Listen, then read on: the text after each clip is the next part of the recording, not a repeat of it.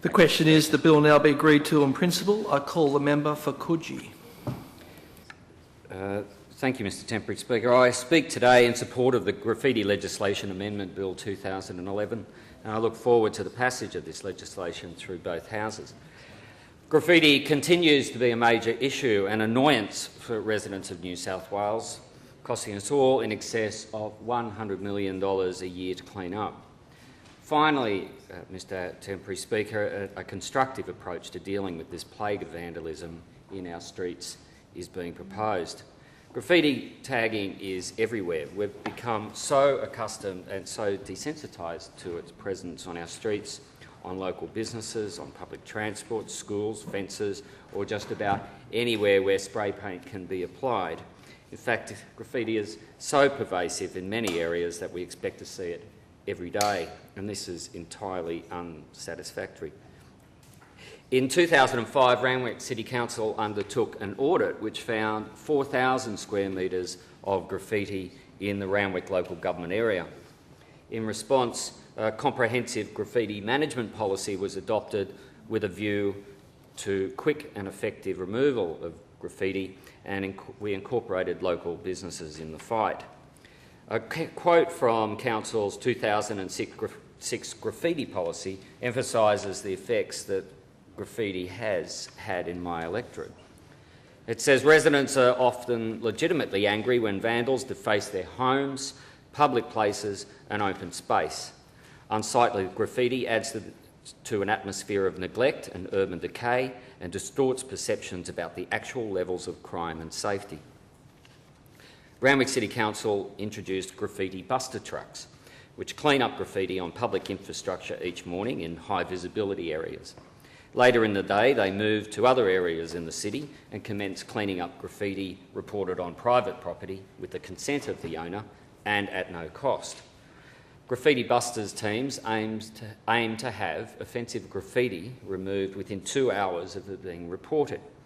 Now, it's a great service, Mr Temporary Speaker, and the streets look so much better for it, but it comes at a cost. It comes at a huge cost. This financial year, Randwick City Council will spend an estimated $600,000 on this activity. So if this legislation can reduce the frequency of graffiti in just the Randwick local government area by just, say, 25%, that would free up $150,000 for roads, for footpaths and for playgrounds. $150,000 is a lot of dollars in any local government budget. Keep Australia Beautiful New South Wales, as already been mentioned, facilitates the Graffiti Action Day every year, and this year's event, held on May 15, was a great success, and I know that many of my colleagues in this chamber were involved in activities on the day.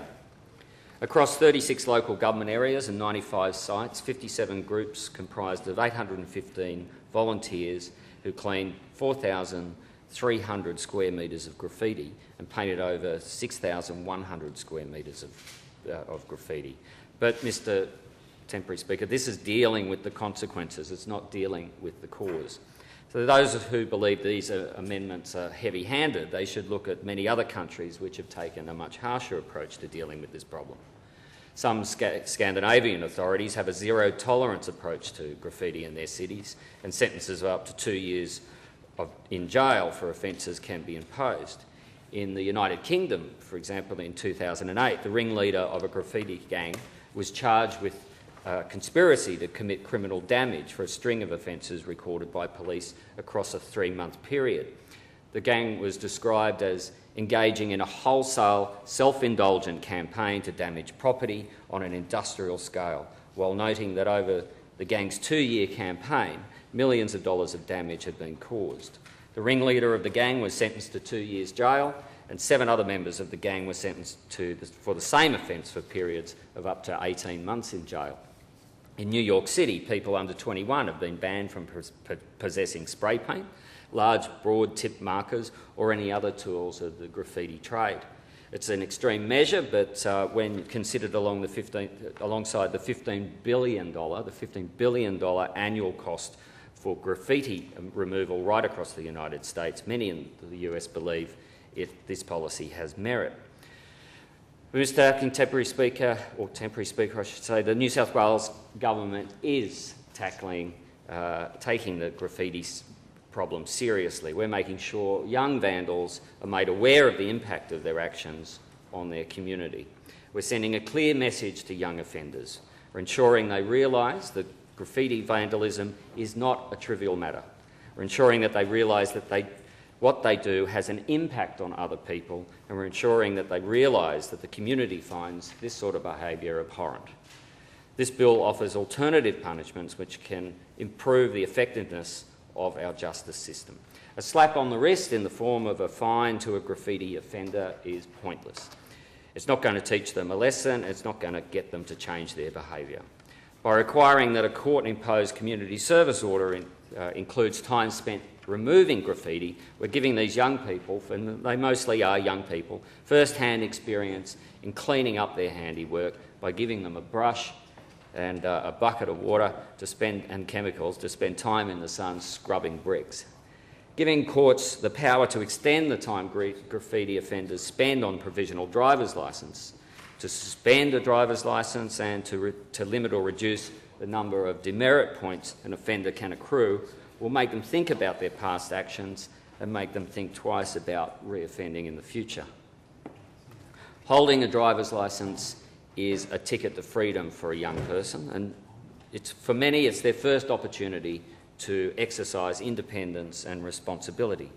Restricting this freedom, if they choose to flaunt the laws by vandalising private and public property, I believe is an appropriate punishment. Throwing more money, as has been suggested, at local councils to remain on that treadmill of cleaning up graffiti simply gives in to the offenders and surrenders our streets to vandals. Mr Temporary Speaker, the governments worldwide are clamping down on graffiti vandalism, and New South Wales is serious about tackling this problem. By requiring graffiti offenders to front a court of law, by restricting their driving privileges, and by ensuring they are forced to clean up graffiti as part of their community service orders, we're ensuring young vandals become accountable and learn from their actions. This amendment is not a silver bullet. It will not completely remove graffiti from our streets, but it's an important addition to a wide range of initiatives that are needed to eradicate this scourge. Penalties for vandalism need to hit home to young offenders.